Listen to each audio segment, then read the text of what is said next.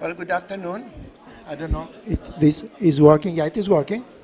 Good afternoon. I would like to welcome you all to our distinguished AI lecture series. My name is Kostas Panos. I'm the director of CITRIS and the Banato Institute, and together with Bear, we are proud to sponsor this distinguished series. So I would like to welcome you to the series that the actual name is The Status and Future of AI. It is presented by the CITRIS Research Exchange and the Berkeley AI Research Lab, or BEAR. So we have planned a remarkable lineup of speakers this month, and I'm glad to see you all joining us in person here in Sutarjadai Hall. It has been a while since we've seen this room full like this. And of course, the thing is also live streamed, so we have many people online watching this. I would like to start by introducing next week's distinguished lecture. It's going to be held Wednesday, April 26th from 12 to 1 p.m. at the same place here in Sutarjadai Hall Auditorium. And it's going to be also live streamed on YouTube. And the talk is Generative AI Meets Copyright with Pamela Samuelson. She is the Richmond Sherman Distinguished Professor of Law at UC Berkeley. So please be sure to check the CITRIS event webpage for registration, details, and further updates as they come up. So we are honored to be part of the larger Berkeley AI lecture series featuring 7 leading experts in the field, including the co-founder of ChatGPT, John Schumann. And you can find more, of course, on berkeley.edu.ai. And I believe that one of these talks is this afternoon, if I'm not mistaken, in this place. So I hope to see you all there. Just some guidelines for this talk. We have a full house here and lots of people online. So questions will be taken in the auditorium after the presentation, and of course we'll be passing around a microphone for you to do so. And so I'm now pleased to introduce today's speaker, my colleague Mike Jordan. Mike is a Pihon Chen Distinguished Professor in the Departments of Electrical Engineering and Computer Sciences, my home department, and the Department of Statistics at UC Berkeley. He's interested in things that bridge the computational, statistical, cognitive, biological, and social sciences, and I do have to read it. It's a long list. Sorry, Mike. So Mike is a member of the National Academy of Sciences, the National Academy of Engineering, and the American Academy of Arts and Sciences, and a foreign member of the Royal Society. He was a plenary lecturer at the International Congress of Mathematicians in 2018. He received the Olf Grenader Prize from the American Mathematical Society in 2021. The IEEE John von Neumann Medal in 2020, the IGCAI Research Excellence Award in 2016, the David Ramelhalf Prize from the Cognitive Science Society in 2015, and the ACM AAI Allen Newell Award in 2009. So it is my great honor to introduce Mike, also known as the Mike Jordan of computer science. So Mike.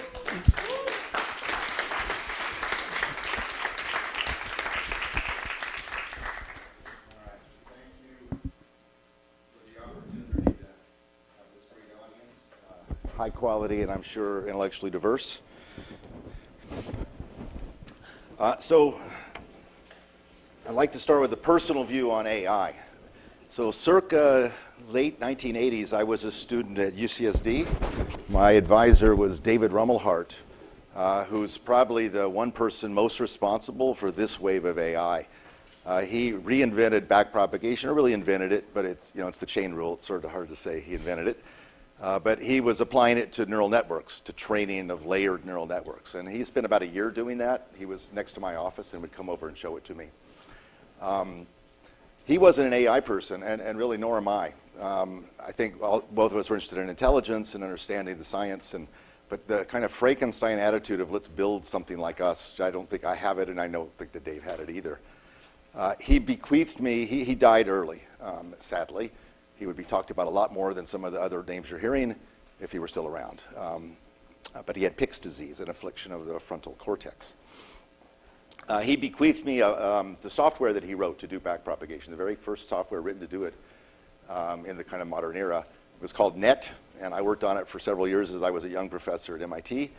And I applied it to some problems like kinematic chains, robots, and I kind of watched it solve the problem. I watched it, the mean square error just go down and down and down.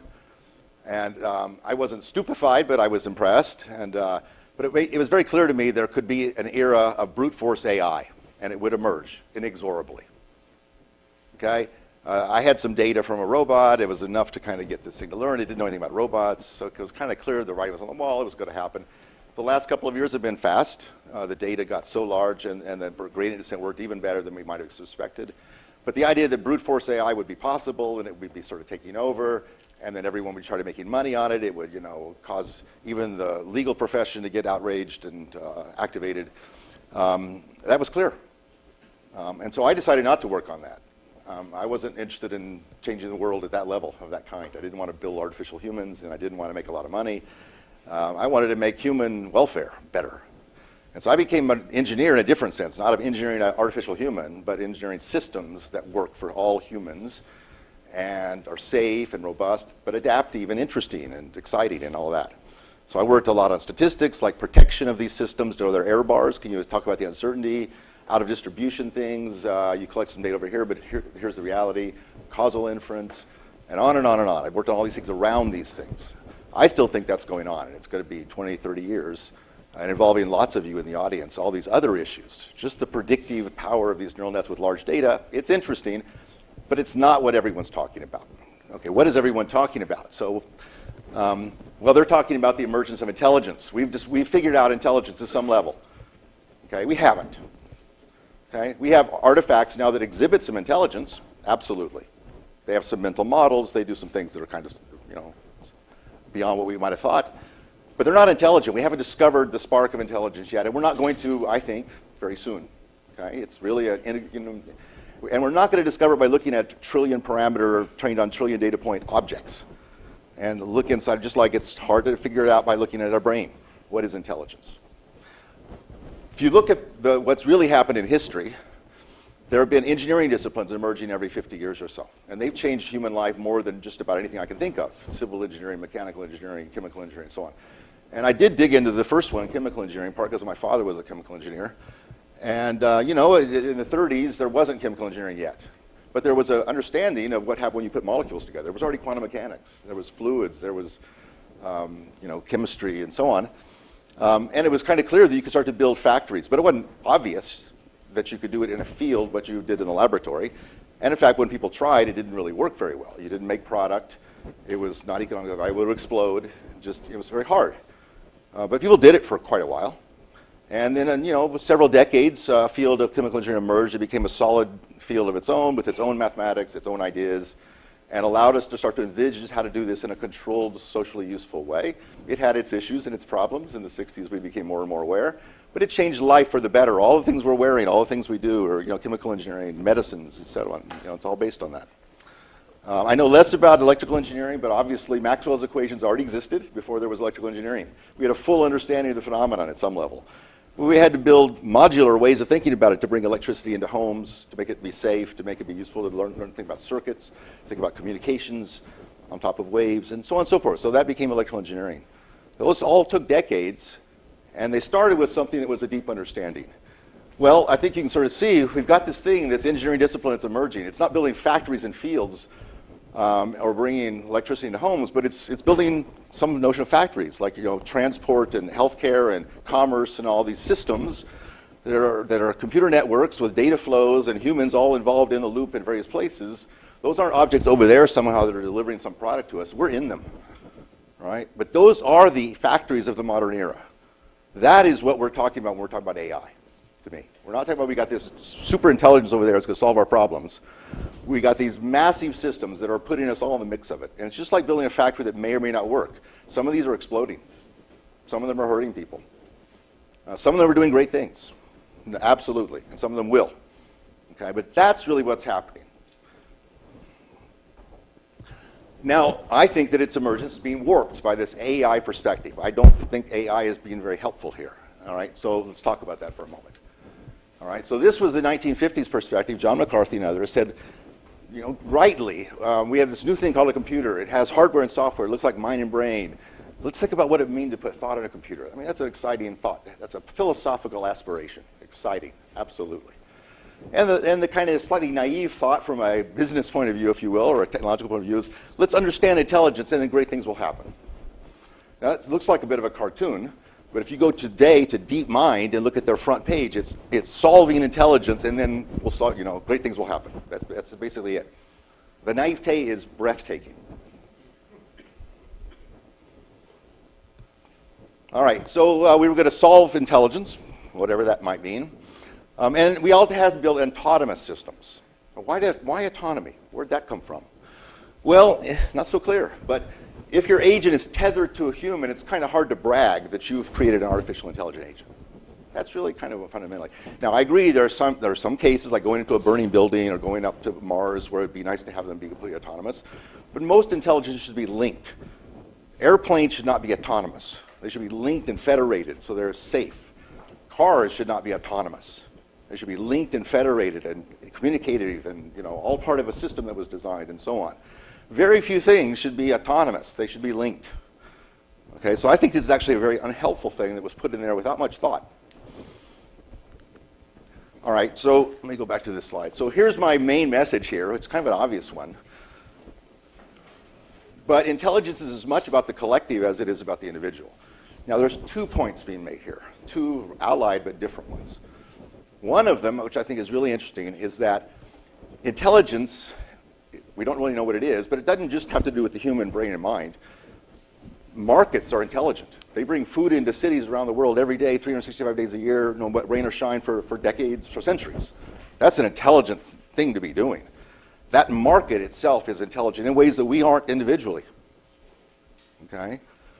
And then ant colonies are intelligent and blah, blah, blah. So this is not a new thought, that collectives can be intelligent in ways that you don't see in each individual. And I don't think we've actually thought about that enough. We kind of study the ant colonies and we think about the markets and all that, but we don't realize that we could create brand new kind of collectives that could be really amazing. And we should think about the intelligence at that level instead of trying to replace a single human being with this computer. The other part is even if we're putting in computers into our midst, it's not about making the computer happy or making the person who built the computer rich. It's about making the collective happy. Okay? So our goals and our aspiration should be at the level of collectivity. So for setting goals for whatever you want to call this emerging engineering field, if you want to call it AI, fine. I don't like that, but whatever. You should be thinking in terms of the collective as you're designing your system. Not thinking about, did my agent speak better language than a human being, or did it beat people in chess, or blah, blah, blah. That was maybe in the 1950s okay, but now it's breathtakingly naive. Mimicry of human beings is a poor way to think about the implications for collectives. Autonomy, to me, is a look ma no hands aspiration. Again, these are slightly overly strong, but there are many attendant dangers, and I'm going to get into that a little bit more on the next slide. And then I'm also going to get into this other point about there should be new forms of collectives if we think about this. All right, so there's a lot of further reading if you want to do on some of my perspectives that evolved over several decades, but I eventually wrote a couple of papers at this level that weren't just theorem proving. And I'll say a little bit more at the first 2 on the next slide. And then the third one is a collective. Here's some of my colleagues, real social scientists. And we wrote a paper 2 years ago. That's the title of my talk. And one of the main points in there is about this autonomy issue. Why autonomy? And the social science side of that, which I thought was really fantastic, is that autonomy has a real danger, which is that if it's going to be autonomous, like ChatGPT, it's kind of got to be built by a small number of people, because if it's built by everybody, somehow it's not really that intelligent. Like Wikipedia is not intelligent, right? Everybody built it. So it kind of has a tendency to concentrate the development of this technology in the hands of smaller people. It's just kind of a natural small numbers of people. And in fact, OpenAI, it was supposed to be open and distributed. I think it's not open now. It's closed. And that's continuing. So don't believe it, right? When you talk about we are going to solve the world's problems, we know everything. It's dangerous. And these people will tell you that even better than I will. I do want to dig into a little bit about the points I was making in these 2 articles. Just very briefly, I don't want to dig into this too much, but there's John McCarthy, who in the 1950s, quite reasonably had this exciting aspiration of thought in a computer. We don't have thought in a computer. Okay, we have gradient descent that kind of mimics things in amazing ways, but it's not thought yet. Probably won't be for a while. I think what really happened in the last 40 years is really what Doug Engelbart was talking about, intelligence augmentation, like search engines and recommendation systems and all that. They are objects that are not intelligent in themselves. They index websites and all that, but they made all of us more intelligent. They helped the collective. All right, and they weren't called AI, and there was not quite as much hype, not even nearly as there is now. There was all the fear and excitement. But I think they had more impact than our current wave of AI is going to have, frankly. $1 trillion boost to economy and so on. I think in the meantime, however, this is emerging. And so for a computer scientist, think Internet of Things, but for an economist, think markets and think new data flows and kind of new ways of linking human beings. And I'm going to talk mostly about this in really my talk. This is where I think it's at. This is to me what's exciting about the current era, not that. All right, so we now move a little away from provocative opinions and more towards actual research. So as a machine learning person, if you go into machine learning conferences, you say, you folks are thinking about this, right? About collectives and not just centralizing everything and creating a superhuman intelligence and all that stuff. And they say, yeah, well, things like federated learning.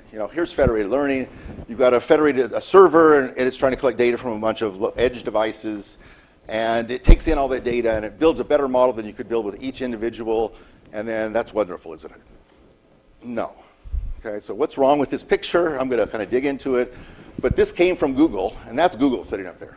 And Google is happily collecting everybody's data, telling everybody that we're going to make great use of this data. We're going to give you a model that will be great with like speech recognition or vision or whatever.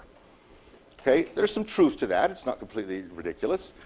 But it's missing the fact that these are real agents who have their own interests and their own data, and they have their own desire to have an economically valued lifestyle based on that partly, and they're not being included in this vision. So the ML part of this is just about, hey, can we get gradients cheaply up to here and compress and make sure all this thing kind of works as an ML thing?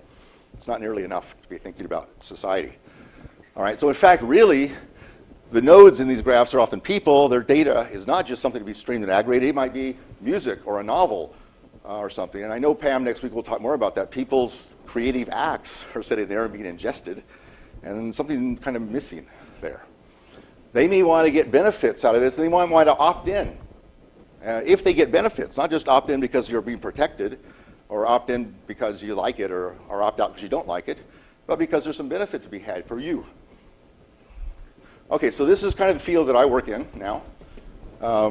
Mechanism-aware learning, learning-aware mechanisms, and that's what I want to talk about the rest of the talk. Just to say, as an academic, I try to think about organizations and things like CDSS, very proud of that entity that tries to bring some of these thoughts into a collective entity for all of campus. But just to say that I think these are three disciplines that are particularly important to emphasize in this discussion. Certainly computer science, as we've alluded to, but also definitely statistics. This is kind of about the algorithms, this is about the uncertainty and the decisions. And the two of them have a bipartite relationship. That's called machine learning. That's all machine learning is. Okay? And machine learning hasn't taught much about the social and about the incentives and all that, but there's a field that does. That's called economics. And economics has long had an alliance with statistics called econometrics. But it's mostly about measuring the economy, and not so much about building algorithms and mechanisms that do things like over here. I mean, there certainly is a part of it, but that's really more mechanism design, different part of economics. But economics and computer science have had an alliance. That's called algorithm game theory, where you talk about the mechanisms and the algorithms and all that. So three nice bipartite relationships in academia. This thing has almost no statistics. This thing has almost none of this. This thing has almost none of this. Okay, so we've missed it. There's a triad that all has to come together. All right, and this is not a provocative thing to say. If you go into any industry now that's working at sufficient scale with real impact on the real world, take an Amazon or whatever, all three of those disciplines are around the table on every real world problem they try to solve. Often it's operations research people who kind of have that triad already in their brains. And then there's, of course, around this applied math and sociology, and all the fields are represented here. This was just to kind of pick out three that I think are particularly important. All right, now that's the academic side. I tend to be driven more about what's happening in the real world and what are we trying to do in the real world. This is Steve Stout. He's a friend of mine. He's somebody I admire deeply. He's a legendary hip-hop producer, entrepreneur. He and I talked several years ago about this idea of information technology should be about empowering collectives, and it should be about building multi-way markets. And that has flowered into a company called United Masters. I'm on the board there. I'm a scientific advisor and on the board. And it's thinking about music in a different way. So music nowadays, more people are listening to it than ever before in history, by a factor of 1,000. More people are making it more than ever in history by that factor of 1,000. And here's the amazing thing. If you look at the data, 95% of the songs listened to today around the world were written by people you never heard of and written in the last 6 months. Wow, something amazing is happening. That's great. So it's not just everyone's listening to the Beatles or Beyonce. Not at all. But the Beatles and Beyonce are getting still paid huge amounts of money, and all the people that are writing and doing actual music are not getting paid anything, roughly. Occasionally, if they get enough streams, the payment on streams on Spotify is like 0.0002 cents or something ridiculous like that. Okay, so there's no market, and that means there's no jobs. And actually, most of these people doing these songs are 16 to 19-year-olds kind of living in the inner city. Should be a job. This should be what they're really good at. It's what people are listening to. Why isn't there? Well, so United Masters thought about that and thought, okay, let's just minimally start to set up an actual two-way market. That's what data should be doing. We're just not taking your song and streaming it with Spotify. Spotify streams it to people. Spotify creates a subscription or advertising model, makes money, and then maybe throws a little bit back at the producers. No. Let's think, okay, producer relationship directly to who's listening to me. So at the beginning of the week, United Masters artist gets to see a dashboard. Here's a map of the United States. They see 10,000 people listen to my songs in Dubuque, say. Never even been to there, but I can imagine it's a place. And they tell the people, the venue owners there, look, I'm popular there. They see that, yeah, why don't you come give a show? You can make some money. Right? And then you can be even more connected. You could go play at people's weddings, blah, blah, blah. It's a two-way market. All right? So a lot of people bought into this. A lot of young musicians did not sign with record companies, and a lot of them are actually well-known ones. There's now over 2 million artists who've signed with United Masters. It's really working. Then Steve had the brilliant idea, let's make it a three-way market. So he went to the NBA, National Basketball Association, and said, we got this two-way market, you want in. All the songs that you're streaming on the NBA website, it's Beyonce and Kanye or whatever, you're paying them vast amounts of money. Why don't you have these songs? People like them more. They're more fresh and all that. NBA signed a contract, and now all the music on the NBA website is coming from United Masters artists. And when you listen to one of them, the artist gets the money, not Spotify or somebody in between. Okay, so this is cool. This is changing the world. This is changing music, and this is not just the U.S. This can be done obviously in Brazil, Africa, China, you name it, and it can create jobs. This can create like 1 million jobs. I think that feels quite reasonable. We've had lots of discussions about this in each country. Okay, so thinking about AI in this way, yes, some jobs will be lost, but hey, we can also create new jobs. All right. Oops, what happened? All right. Okay, so that was the first part of my talk. Second part, that's the motivation. That's why I do what I do. Okay? Second part is, what are you going to do with that? So I'm an academic and a researcher. I want to do actual mathematics, and I want to write algorithms, and I want to make students get excited about this. And I don't want to have them just try things out and be empirical. I want them to actually think about foundations, do actual theorems and so on. Okay, so here's some of the things I've been working on for the last 10, 15 years. A lot of those words will look a little familiar, but most of them not. This is not the standard AI list of things. All right, I'm going to emphasize 3 of them in this talk quickly. But just let me say some of the first one.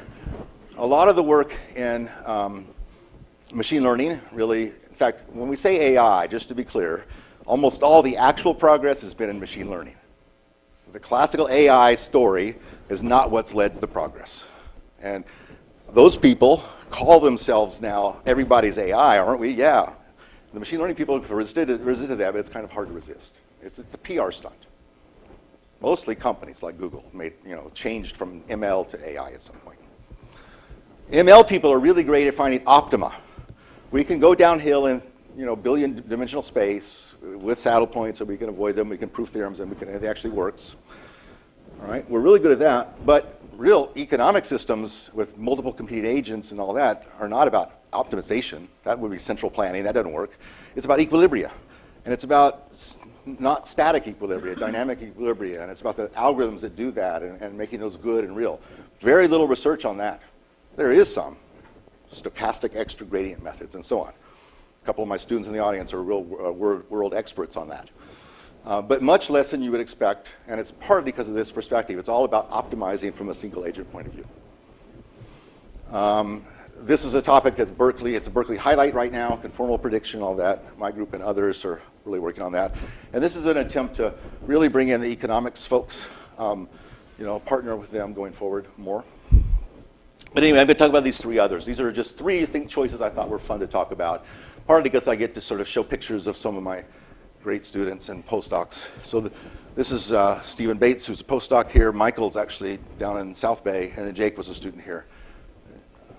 And so this is I'm going to give three vignettes in the rest of the talk, all that blend machine learning, which is already a bit of a blend, with economics, with something. And when we say economics, really that mostly means incentives. Thinking about, okay, I'm going to treat you seriously, you agent. You have to be talked about in your language, your utilities. And I want to incentivize and others make you want to be involved, not just tell you to be involved or hope you'll be involved. All right, so there's an area I'll talk about of economics called contract theory that has not been kind of playing together with machine learning, and it's a real opportunity here. That's what we're going to talk about. So just very briefly, the theory of incentives, there's books on this, has several branches. Auctions are certainly a branch of the theory of incentives. And you all know about auctions. You probably know less, though, about another branch called contract theory. It's an asymmetric situation, which is a little bit rare for economics. Most things are kind of symmetric, crossing curves and equilibria, Nash equilibria, and so on. But here it's asymmetric. We have a principal who wants to get something done, but they don't have the knowledge or the willpower or the resources to do it themselves. So they want to get some agents to help them out. Now, the agents know more than they do. All right? But now there's a question of how much am I going to incentivize you? How much am I going to pay you for the job you're doing? Right? And I could say, well, how much do you know? How skilled are you?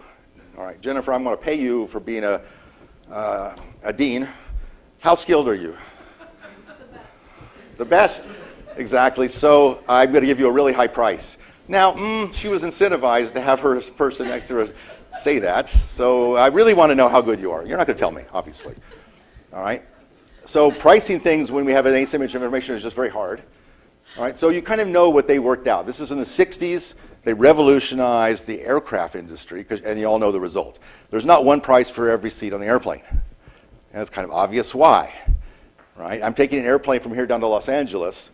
There may be a few people who really need to get there today.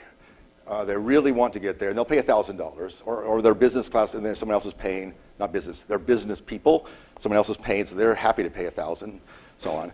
All right, so what I might do is set a price of $900 to kind of coax them to buy the ticket. They're happy, they get the extra $100 of surplus, and then I get them on my airplane, and they, blah, blah, great. But now half my airplane's empty, right? And that's not going to actually be a good business model. So what I could do is say, fill the rest of it with people. I offer them, for $100 you can be on. But now the first class people would get mad, right? It was the same deal. So what they did, they created, of course, different fare classes. So they created what's called a contract, or a menu of contracts: service price, service price, service price. And critically, they give that same menu to everybody. So it's illegal. It's not price discrimination illegally. And people then self-select. And so here's the amazing thing for the students in the room. You can't believe this, but there are people who for a little glass of red wine and being first in line will pay $1,000 to get on an airplane.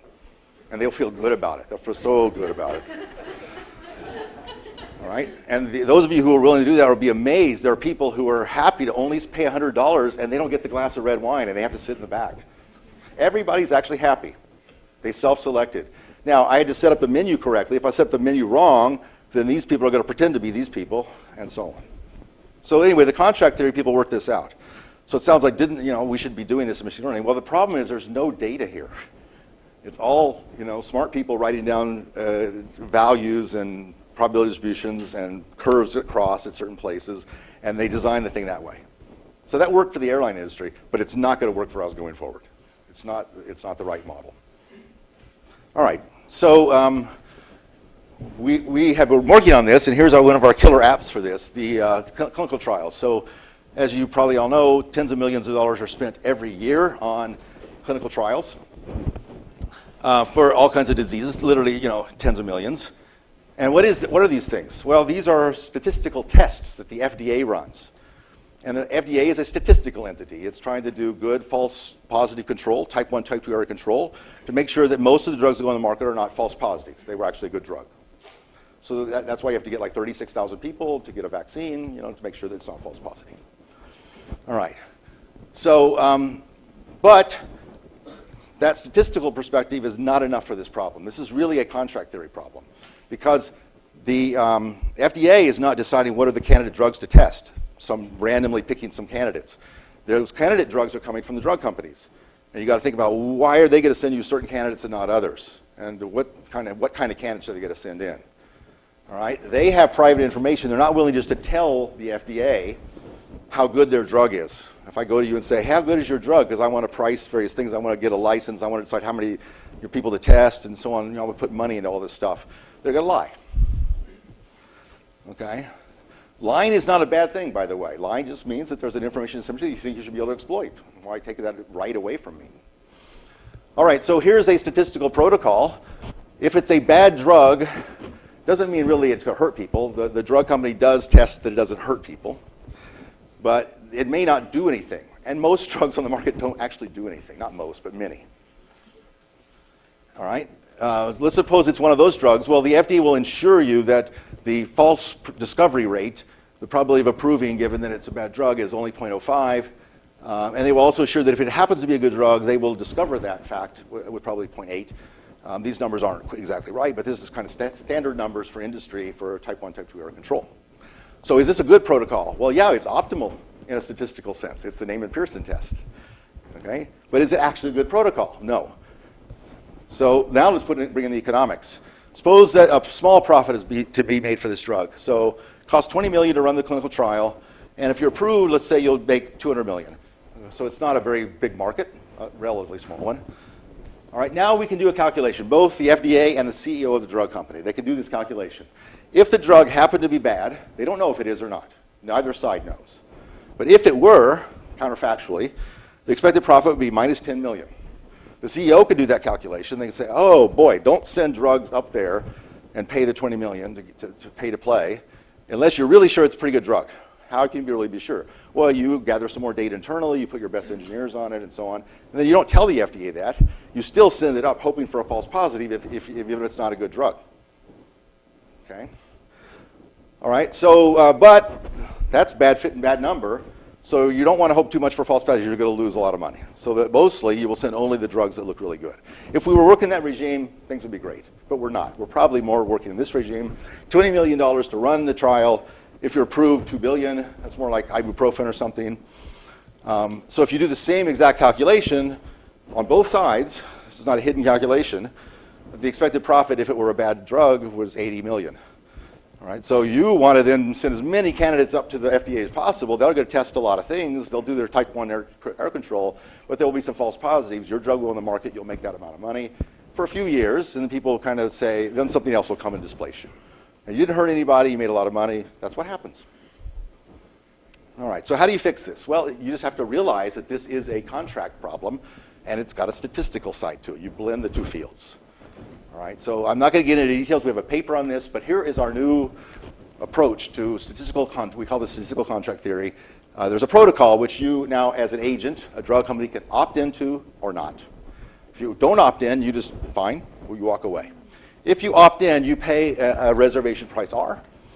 All right, then I give you a menu of functions. I'll say a little bit more about that. They kind of turn the random, clinical trial result into a utility for you. That's what they are. And there's a price to pay for each one of them. So that's standard contract theory to do this and this, but this is new. So now we have a statistical trial, and it yields a random variable that's drawn from distribution that depends on the truth parameter that no one actually knows. Right? But we draw the random variable. We do the clinical trial. All right, and now we get payoffs. So the agent gets a payoff, which just depends on their choice of function from the menu. The FDA gets utility that depends on the choice of function from the menu plus the truth. Because the FDA, if they approve a lot of bad drugs, over time people will realize this and they'll be mad at the FDA.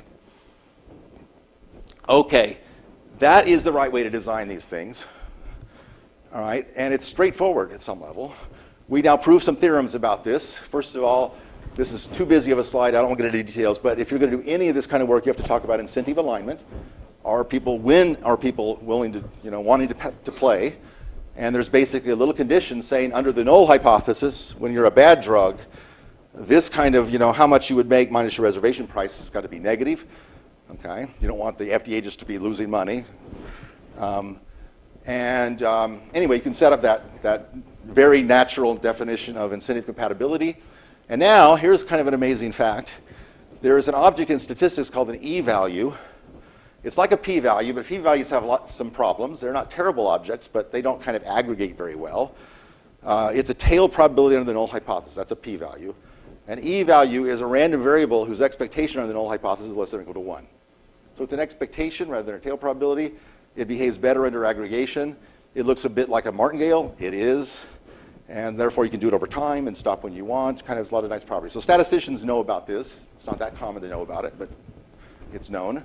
It's the kind of thing we try to teach at the undergraduate level, by the way, in the data science classes.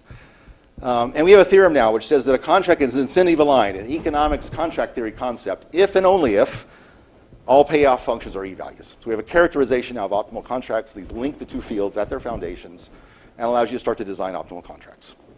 All right, so we've been doing this in various domains. We went back to federated learning. We said, what if these are agents that need to be incentivized? What if there's some value economic value that passes back and forth? How do we structure the contracts for that situation? And we now have a paper. Praneeth Karimareddy, Winchell, and me wrote a paper on this, basically adapting the theory to this, and it really kind of solves the free riding problem, which is that if I have some good data, and I could send it up there, but I have a little privacy loss, and it costs me money to do it. But I know Eli is sitting next to me, and he has some of the same data that I have. I'm just going to watch Eli send up the data, and I'm not going to send it if he's sending it. It's free riding. This solves that problem, or it gives you leverage on that problem. Okay. That was vignette number 1. Vignette number 2 and 3 will be a little shorter. The main thing about that vignette was just that economics is really brought together with machine learning, okay, at their core, and we're solving a real-world problem by doing that otherwise would not be solved. We'd just be throwing stuff out there hoping it works. All right, this is a little bit more of an academic exercise, but I really like it. And I get to, again, show two of my great students. This is Lydia and Horia. This is competing bandits and matching markets. There's the learning side. There's the economic side. And I just want to show you how these two ideas come together. In learning, one of the key problems is exploration and exploitation. We're not seeing that in the current generation of ChatGPT. It's just exploiting. It takes all this data and it just uses the training data. But in real life, you don't know what the right answer is, and you have to kind of explore a little bit and give up a little utility to try things out and share that information with others. If you talk about a collective, there's lots of this kind of sharing and exploring together.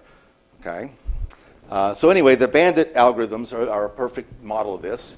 An agent is choosing one of the choices and getting a reward. There's some unknown reward distribution behind that. They maybe try another one, and they get a reward, and they're trying to figure out which of the arms has the highest mean reward. Okay? So this A/B test in industry, this is being done 10,000 times a day in every industry, testing out different options and collecting data and so on. So you want algorithms that don't they don't know the optimal action a priori. They have to try things out, but if they try things out too much, they don't hone in on the one that gives them a lot of reward, so there's a trade-off. Exploration, exploitation. And there are optimal algorithms for this. One of them is known as UCB. It's not University of California, Berkeley. It's upper confidence bound. You maintain a statistical confidence interval on each of these objects, the mean rewards. You update that interval over time. And now you take the upper bound on the confidence interval, and you pick the arm that has the highest upper bound. All right, so if you take our classes, you'd learn all about why this is a reasonable thing to do. In some ways, it's kind of obvious that if it has a high upper bound, that likely means it has a high reward. It's probably not a bad thing to choose. Or it could have a very big uncertainty, so you should choose it to knock down your uncertainty. Okay, anyway, it has a optimal regret bound. It converges quickly and so on and so forth. Lots to say about that. All right, that was the learning side. Again, it's not the ChatGPT kind of learning. It's a different kind, but we study this just as much as we do the gradient descent algorithms. On the economic side, there have been Nobel Prizes given for matching markets, Gale and Shapley and others. You have buyers on one side and sellers on the other. I think you all know about these things. You write down your preferences a priori on both sides, and then there's a matching algorithm that kind of works out a stable match, an equilibrium. Okay, it's not an optimum, it's an equilibrium. Okay, great. So this is being applied in lots and lots of real-world problems. That's kidney matching and college admissions and so on. But the problem is, for a lot of the problems we're interested in, you have to write down all your preferences a priori. Who wants to do that? All right, I can maybe do it for colleges, but even there, it's kind of hard. I can't do it for restaurants in Shanghai the first time I go to Shanghai, or books I'd like to read, or whatever. It's just crazy. So the only way out here is to have an algorithm that sort of explores and exploits together, but in a market context. And that's actually an advantage because if lots of people are exploring and exploiting together, we can share information and we can converge more quickly. Okay, so I hope you could sort of see we want to have multiple agents in these matching markets. All right? And so we have a human and a bear. In most audiences, people would go for the human, but here, I don't know. Let's suppose they both pick arm 2 at some point. Now we have competition. Right? That's the real life. A lot of the modern AI people don't think about competition. They think there's going to be surplus ad infinitum. We don't have to worry about scarcity ever again. Nonsense. There's always going to be scarcity. All right, so if we both pick the same arm, who wins? Well, let's suppose, well, you don't get both. We're not going to double. We're not going to suddenly generate more value. Arm 2 has some say in the matter, and suppose they pick the bear. So the bear gets the reward, and the human gets nothing. Human says, oh, I like that arm, but I see that when I pick that arm, the bear also seems to like that arm, and the bear seems to win because the arm prefers the bear. So what should I do? I should explore more than I otherwise would. I should try some other arms a little more. That says I will have higher regret because of competition. And so now as a mathematics person, Lydia and Hori and me sat down and said, well, can we get the regret bound and characterize how much you lose from competition, how can you mitigate all that, and what are the trade-offs? And so we did all of that. And there are papers on this. So there's this notion of bandit markets, and I'm just going to show one equation here, which is this is a regret bound. It goes only up as a logarithm of the number of trials. That's fantastic. That's the optimal. And if there's a small gap between multiple agents, that number is small, and you get a larger regret, but it's only a constant. It's not a function of the number of trials. It's only a constant. So competition hurts you, but only in a constant sense. Okay. Anyway, so there's lots more work of this kind to do in this topic. It's somehow classical, but pretty interesting, and allows you to start thinking about social networks blended together with market mechanisms, blended together with learning. And again, there's almost no literature on most of these things. All right, so then last topic. How am I doing? Yeah. So I don't know if any of you are in the audience, but here are 4 of the current people in my group. Anastasios, Stephen again, Clara, and Tiana. And I'm just going to briefly tell you about a topic called prediction-powered inference. It's again trying to bring kind of engineering care to prediction systems. So we have all these prediction systems that are just kind of being thrown out there. They're not calibrated. And they may be highly accurate in some sense. They may be striking to look at, but they're not calibrated. What does that mean?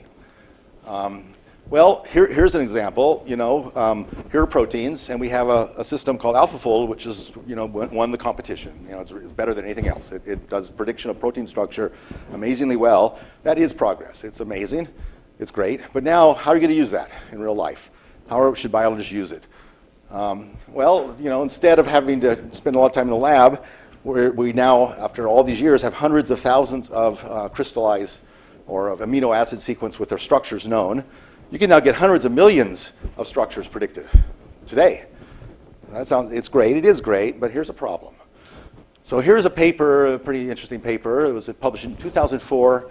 It's studying the relationship between intrinsic disorder in a protein. That's kind of where the quantum effects are big enough that you see some still vibrations. It's not a full structure. That's been known for a long time that exists. Is it important biologically? Well, who knows? But there was a paper that thought maybe it's related to phosphorylation, which is a very important biological notion, kind of structure on proteins. But they didn't have enough data, so they couldn't do it. That's all the structures they had in 2004, so they couldn't actually assay this statistical hypothesis test, yes or no, there's an association. All right, so suddenly we have all these structures coming from AlphaFold. So someone wrote a paper that pumped that into an analysis, and interestingly, they didn't even use the real data at all because they had all these. There was just so many of these now AlphaFold structures, and they're so good, so they pumped them in there. All right. So what do I mean pump them in there? Well, they did a hypothesis test: is there a relation between intrinsic disorder and phosphorylation based on the results from AlphaFold, all the protein structures? Okay, and they got a result. Here's the statistical entity they're trying to test. This is the population functional probability of intrinsic disorder given phosphorylation and not that. All right, so you replace this now with predictions, and this is not happening not just in this field, but all throughout science. People are, the astrophysicists and so on, replace, instead of data, put in prediction, hope that it works. Okay, so I kind of hope you can sort of see there's a problem here. Some of the predictions are actually wrong, and so how does that kind of feed into the rest of the issue? All right, so we've done a number of experiments, and I'm going to show you a number of results. They all have the following form. We did large Monte Carlo simulations to kind of get a notion of ground truth we could test against. Here's the ground truth of that IDR ratio. If it was 1, there's no association. If it's bigger than 1, there's an association. There's the ground truth, so it looks like there really is an association with this data. Here is the confidence interval from the AlphaFold predictions. So if you just look at that, you don't know the ground truth. You look at that, you say, wow, I have nailed the problem. Look how small my confidence interval is. I'm totally confident. I'm far away from 1. And that's what they did in this paper, of course. Right? Now, if you're a careful statistician, you look at this and say, no, don't do that. You can't trust that stuff. Just take the stuff where you have ground truth data and do your confidence interval on that.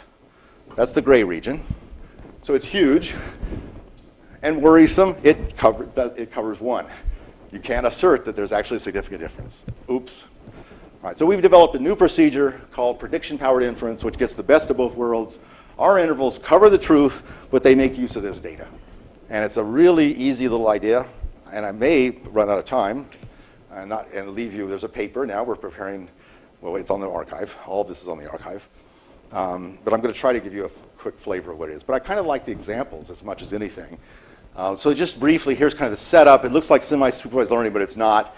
You have some labeled data, and you have predictions, and you have vast amounts of unlabeled data, and you have these predictions.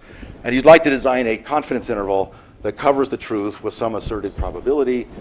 The classical approach would be to throw away the predictions because you can't trust them. The imputed approach would be to trust all the predictions, and we don't think that either is the correct thing to do. We want the best of both worlds. Here's another example. This was a vote in San Francisco a few years ago. Matt Haney against somebody. I don't remember what this is about. This is just mean estimation. Who had the most votes? Some of the ballots are messed up. Right? So you run computer vision algorithms on this to make a prediction about what the actual vote was.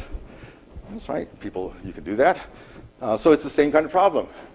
And here's what happens. If you use all the computer vision labeled stuff, you get this confidence interval. Oops, the truth is over here. All right. Here's the throw away all the predictions and just use only the labels. And here's our new approach. I can tell you which one I would prefer, especially because there's a theorem behind this one. I don't know if you can see this, but finding spiral galaxies with computer vision, a fantastic problem. Look at a part of the sky. Is that a spiral galaxy or not? You can label a bunch of them, but now you can make huge numbers of predictions. People are doing this. And so same thing. So we did that. And here is the computer vision confidence interval. Here's the truth, and here is our new procedure. Gene expression, trying to decide, using the transformer model, trying to decide whether a certain promoter region leads to expression or not. Kind of a good classical biology problem. Oops. Terrible. Just really terrible. We're sending this to science, by the way, hoping that science will look at this. Here's another one, California census. Trying to estimate some coefficient of income when predicting whether a person has private health insurance or not. Look how terrible that is. Okay, so, oh yeah, my favorite example. This is Clara, who does lots of marine biology and does other things. A really important problem is to say how healthy the ocean is how much plankton do you have? But if you just start gathering samples, it's very hard to distinguish between plankton and detritus. That thing on the right is detritus. So you can run algorithms that make a prediction. They're pretty good accuracy-wise, but do they give good confidence intervals? As you probably expect by this time in the talk, not so good, but not so terrible. And here's kind of interesting. The throw away the predictions thing is doing pretty bad. We still are not great, but we're honest. All right. Let me just, so how long do I have, Costa, just to be clear? I think I'm, okay, that's perfect. Let me just, on the one picture, sort of give you a little flavor of the idea. It's kind of an interesting, somewhat newish idea in statistics. I'd call it even new. I think the small sample survey literature had some of this, but it's new. And it's not that hard to think about. So there is a truth out there, and we get this prediction version of that, which has a bias. The bias, if I had the whole population, I could just compute the bias. It's some number. So some areas of statistics say, okay, compute the bias, don't compute it, estimate the bias, it's just with statistics, and then bias correct. When you do that, often you get kind of worse results, strangely enough, because you've added variance. It's kind of known in statistics. But it's still, bias correcting is a thing, and you should do it. That's not what we're doing. We're doing something different, which I think is pretty cool, and all credit is due to my 4 colleagues here. We take this object, this expectation, that's what we're trying to estimate, and we don't just pick a point estimate of that object. We take a confidence interval on the bias. You can do that. It's perfectly fine in modern statistics to get confidence intervals on the bias.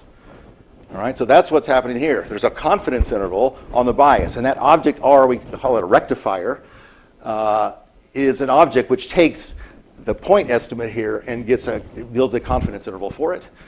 And now you pump all of you pump this prediction through the confidence interval on the rectifier to get confidence on the corrected values. Okay, so you're using a confidence interval to correct. And so you get a new set we call CPP over there, which is a confidence interval on predictions based on the bias, based on the confidence interval on the bias. Okay, so you probably are not, if some of you are understanding that, some of you are not, but there's a short paper on this, which you'll see the results, and the proof is not that hard. Okay, so let me just show you, that's what that is. So all those little green things I showed you there are all doing that, and the amount of code here is about this much. So I just think this should be just standard. This should be part of any pipeline that's doing science with predictive models. Okay, so actually here's some of the math, and here's the final theorem that says these new objects do in fact give you statistical coverage, provably. And also, by the way, this is the gradient right here. So the entire, for all of these applications, the entire procedure is just using gradients. And if you're a machine learning person, you know how important and good that is. Okay, so I'm finished. I'm just going to throw that slide back up there again, because this was a slide that I do want to emphasize, that in our era, I think it's important, especially for younger people, to sort of say, what are we doing? And I think it's important to be responsible that we are building really exciting new things. They're having an impact worldwide, but you need to think about that bigger object, you know, the collective, and what is it, and how could we build new collectives. I didn't spend that much time on the social science thing about new collectives, but I do want to inspire you to sort of think more about that. My social science colleagues on that paper about how AI follows spent some fair amount of time in that paper thinking about it. You know, there are new kind of deliberative councils out there. Taiwan has them, you know, Ireland has done them, where people use data and interactive protocols and, you know, computer analysis to help deliberation among humans. There's, you know, new kind of ways to think about democracy that do this. I was talking to my spouse the other day about, you know, what are intelligent kind of collective things to do, and she said, well, how about like, you know, intelligent migration? And I thought that was a very thoughtful thing to say. Yeah, intelligent migration. What would that mean? I don't know, but it sounds very interesting to think about. No one thinks like that. They just think migration is bad or good. You know, but what would that mean? And, you know, intelligent, all kinds of things like that. You know, what are the consequences of thinking that way? So I am a little irritated about our era. You know, I've been doing this for 30, 40 years. I'm very irritated that the AI hype wave has come. Not that it's wrong fundamentally. It's great. There's a lot of great stuff behind it. But it has completely obscured the clarity of what we're doing and why and what we can do and not do. We will have yet more ChatGPTs. There will yet be more brute force AI. You know, but we should be thinking about them in the right frame of mind and thinking about what we're really doing. And in 20, 30 years, we've took the right path to kind of exploit those in the right way. Thank you.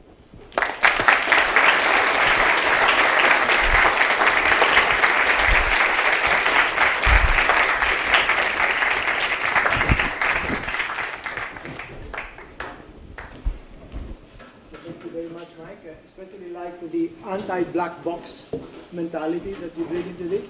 We have time maybe for a couple of questions. Yes. Question in the back.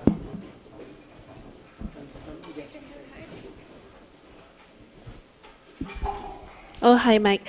I have a question about the last part, the prediction power inference. Yeah. So does it means that whenever you have a predictor that works very well, maybe a black box one, then you can using it to get a like an inference or an estimation algorithm that can do the job really good? Oh, there's no such theorem like that you have something that's guaranteed to do the job really good. Okay. What, as a statistician, you want to do is I have something that's guaranteed to tell you how good I did. Right, that's what a confidence interval is. And I can give you good confidence intervals. The ones we have now are not telling you how good you did. They're lying to you. They're telling you did really, really good. You got a really narrow interval. You didn't do well because the truth's over there. Or they're saying you did really, really terribly. Go spend huge more billions of dollars to gather more images of the sky before you can actually say anything. What we're doing is we're saying something honest about how well you did. And that then allows you to make a decision. You know, okay, I can say that it's true or false, or I need to gather more data. I need to be honest to whoever asked me to do the study. I can't decide. All those things. That's what statistics does. Now, of course, the underlying thing here is that we do believe these models are fairly interesting and accurate. We wouldn't be doing this if not. And therefore, we expect if we run this on lots of pipelines, we'll actually get a lot of these nice small confidence intervals that, that we guarantee cover the truth, and they're going to be relatively small. If that doesn't happen, then this is kind of bogus, but that's our bet.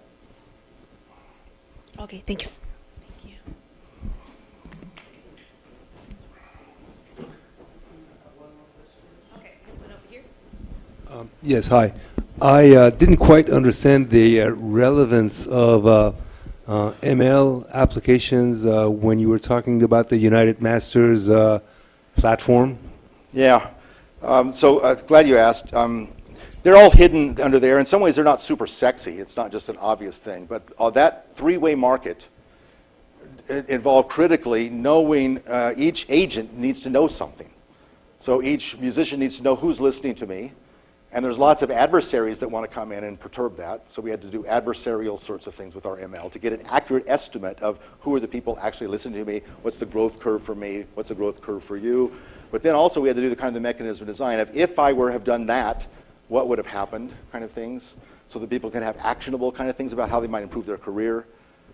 These are all the kind of social science things that you do if you're a social scientist, you're very used to. We're just doing it automatically at a huge scale for an outcome, which is to get more money in the pockets of kids. But yeah, I'm glad you asked me. It's kind of amazing that I've been talking about machine learning for a large number of years, and people think it's all exciting and sexy. I've given this talk or something like this to machine learning audiences, and they say, markets, that's terrible. How can you be talking about that? We know that markets ruin the world.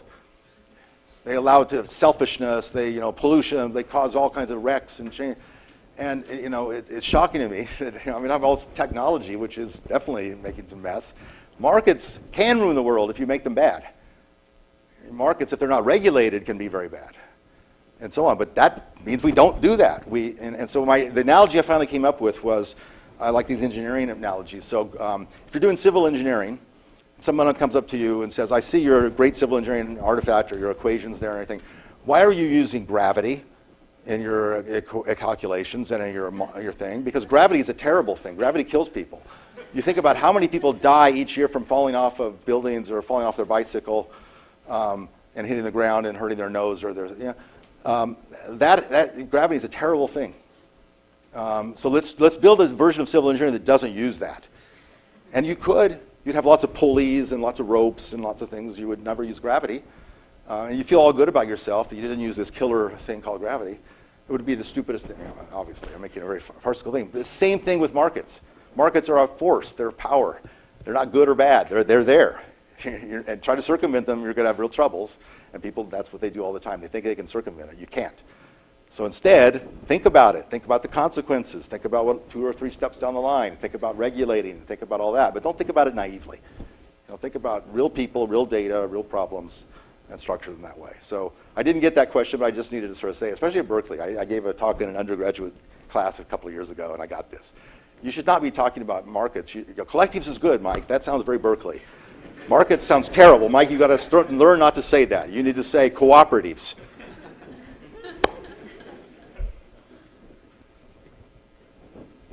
Other questions? That triggered a couple in the back there of students. I would like to have a student ask a question. Hi, you mentioned creating structures in the space that benefit the collective. Yeah. In the same vein, you mentioned ChatGPT being exploitive instead of creating some sort of equilibrium or benefiting the collective. And considering the outcries from after Stability AI, I would assume that we can also group this under being exploitive. Do you see all generative AI going this direction? Or can you imagine some sort of space where both coexist? Yeah, fantastic question. First of all, I really mostly want you to think about that, everybody else. It's for all of us to think about this. What do we want to do with this stuff, and what does it mean? You know, Pam, who I think was here but had to leave, is going to talk about ownership of data kind of issues and copyright issues next week, so I would highly recommend you come here with that. And I don't want to give too strong of an opinion here, you know. I think all this is a creative ferment. We just got to be a little more sober about it, and we got to use it in the right ways. I'm not that happy with the generative AI for like images and all that. I do think it's kind of taking people's art and exploiting. I think it's exploitative. I definitely do. And I think the problem is kind of the one I alluded to, that the IT companies like in the 90s that came of scale, everything had to be free. And then they used advertising as a way to get money and then subscriptions. And they were happy. They were making tons of money. But then the fact that they're just ingesting, YouTube is ingesting all the world's music and just giving it out and they make money, that's wrong. That's just fundamentally flawed and wrong. So I'm arguing for, if it's not clear already, a different model, which is that you think about the producer and consumer, use that language, because it's true. If I'm an artist and I made something, I'm the producer. And someone that enjoyed it and got value out of it, they are the consumer. And we should be directly, in some sense, connected. Doesn't have to be extremely directly. We can have an intermediary. Such that we identify that there's some value. And so, but also I think that the image generation, the song generation, songs I care a little bit as much about. I'm a musician too. So I can guarantee you can generate songs right now already that are fine. You will hear elevator music that's generated fine, and I don't really care. I'm just kind of willing to bet, and I did this on stage the other day with one of the OpenAI guys who just thought I was ridiculous. I'm willing to bet that in 10 years, you're not going to go to a concert of ChatGPT or whatever at the ear. You're not going to listen to their music regularly because there is this extra layer of human lived experience, voice that comes through that all of us want. And we can't get it, we're not going to get it from algorithms, and why should we ask to? We have all these 7 billion people who have their stories to tell, and we want to hear those stories coming through. So technology should augment that. ChatGPT would allow us to start an essay. If I have to write tomorrow a little grant proposal, I don't have time, I don't mind if it starts me one. I did the other day for something like, what's the future of information technology and engineering? Because we were having an argument in the faculty. Actually, a colleague did this, but he sent it to me, and it was perfectly fine, but just completely vacuous. Well, I could take something perfectly fine and vacuous and make it not vacuous. That's easy for me to do. Right, so I'm okay with that, and I'm okay with also kind of a starting musical score thing. I bet Beethoven could take that and turn it into something pretty cool pretty quick, and just avoid having to write out all the stuff.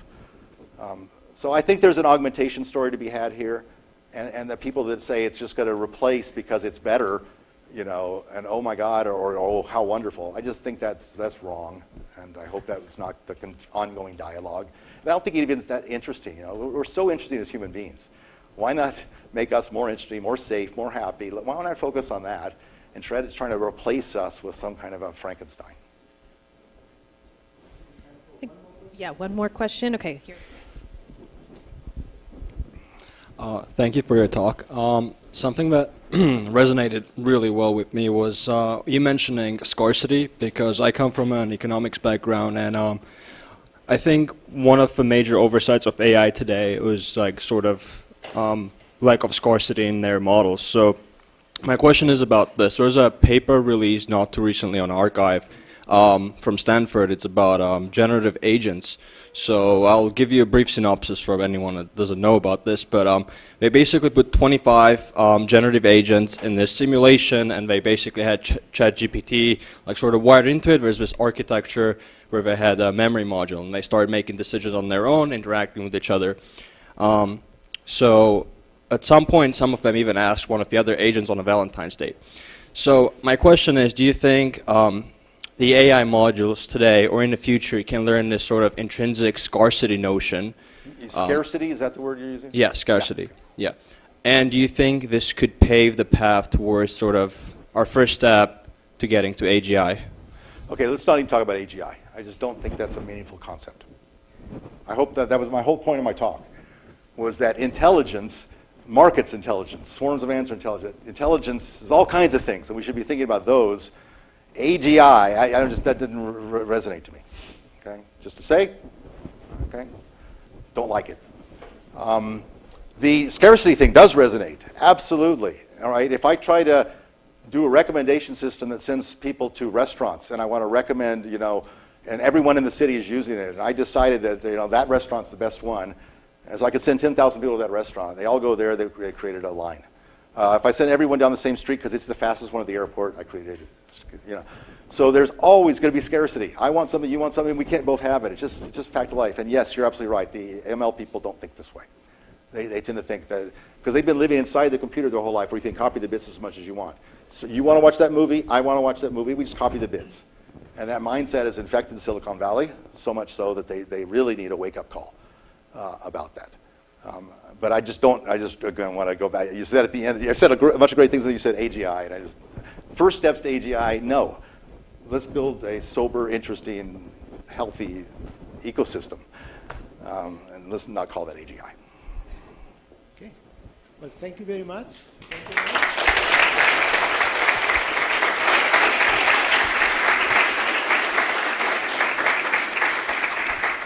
And we'll see you all next week, same place.